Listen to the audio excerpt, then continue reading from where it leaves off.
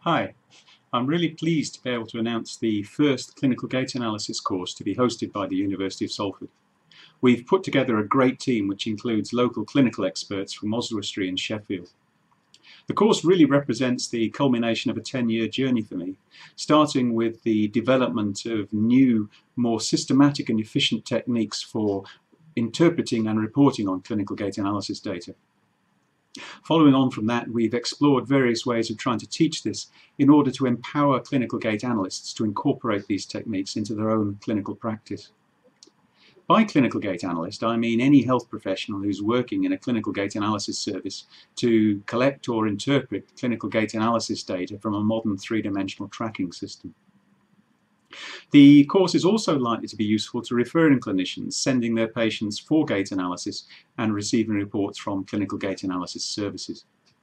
In other words, whether you're a physiotherapist or an orthopedic surgeon, a neurologist or a rehabilitation specialist, an orthotist prosthetist or a human movement scientist or a biomechanist, if you're involved in clinical gait analysis or you send your patients for clinical gait analysis, then this course is for you.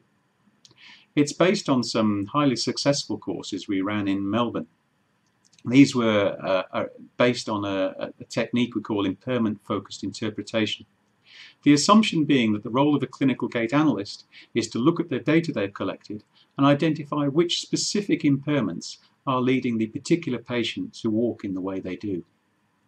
We then make this information available in a report and hand it over to the treating clinician, and it's their responsibility to decide how to manage the patient. The techniques were developed specifically for children with cerebral palsy, and most of the case examples we'll be using in the group will come from this patient group.